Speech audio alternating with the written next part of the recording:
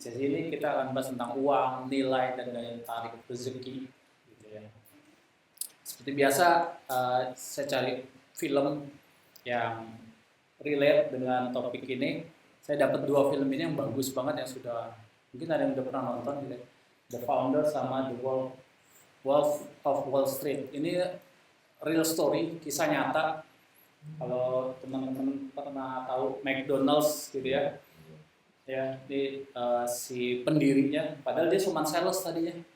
Dia cuma sales yang jual mesin milkshake. Dia keliling kota gitu, dari kota ke kota keliling nawarin mesinnya gitu. Mesin untuk bikin campuran susu gitu ya. Nah, suatu ketika dia mampir ke satu kota, saya lupa namanya. Di situ dia makan siang. Temulah burger McDonald's. Jadi McDonald's bukan punya dia. Jadi udah ada bisnis family yang sudah punya bisnis McDonald's, bisnis keluarga. Itu ramai banget gitu. Dari situ dia tertarik. Dia akhirnya dia bukan menawarkan mesin milkshake-nya, tapi dia menawarkan diri untuk bekerja sama. Dia bikinin franchise. Akhirnya ide dia diterima oleh keluarga yang punya McDonald's. Dia bikinin franchise, dia tawarin ke orang-orang untuk membuat franchise, dan dia manajer franchise. Jadi dia dapat persentase aja setiap kali ada franchise yang baru. Nah, suatu ketika dia punya ide yang akhirnya ide dia nggak diterima sama keluarga McDonald's. Karena konflik, akhirnya karena dia punya klien potensial, akhirnya malah si pemiliknya ini ditendang oleh dia. Iya. Yang sekarang terkenal McDonald's itu sebenarnya bukan bisnis makanan, dia bisnis real estate. Sekarang McDonald's omset terbesarnya itu bukan dari bisnis restorannya, bukan, justru real estate ya, jual sewa tanahnya gitu. Sewa tanahnya. Jadi bukan bisnis makanannya yang bikin besar. Nah, di film ini diceritain sejarahnya dari dia dari nol, dari sales sampai dia jadi pemilik McDonald's kaya di dunia ini. Kisah nyata gitu. Artinya saya mau ceritain juga. Jadi kalau memang orang punya punya nilai gitu ya. Kata dia kan dia bernilai gitu. Aset dia, knowledge dia bernilai sehingga dia bisa jadi orang yang sukses kaya raya. Ya. Makanya dari sales loh. Dia juga bukan sekolah tinggi-tinggi banget. Ya. Nah, yang satunya lagi The Wolf of Wall Street, ini dia juga trader pialang saham. Gitu. Ya. Dia juga orang biasa tadinya. Cuman di sini menunjukkan cerita tentang bagaimana mindset uang sama kotornya politik uang perbankan sama pemain saham pialang. Jadi dia jadi pialang saham, saya nawarin Sandri, nih saham mau naik nih, lo mau beli berapa? Gitu.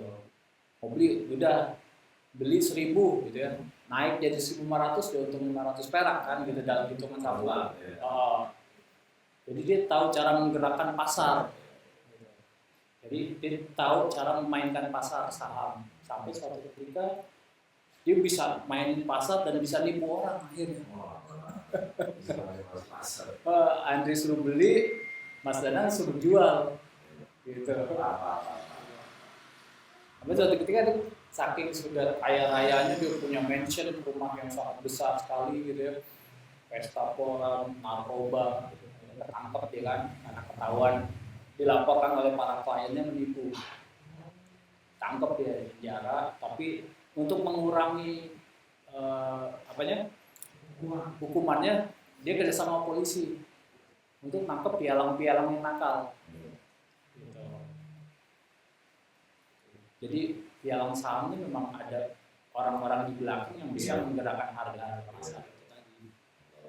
Kalau istilahnya kalau dalam dunia trader itu the big guys, ya. Perusahaan bank gitu ya, terus ya pemerintah, ya kan pemerintah naruh duit juga kan di bank, ya kan kayak biasanya ngambil di harga bawah gitu. Mereka yang gerakin pasar tuh. Biasanya ada pembelian tuh. Iya, ada. Mereka ada. Saya punya kawan yang saya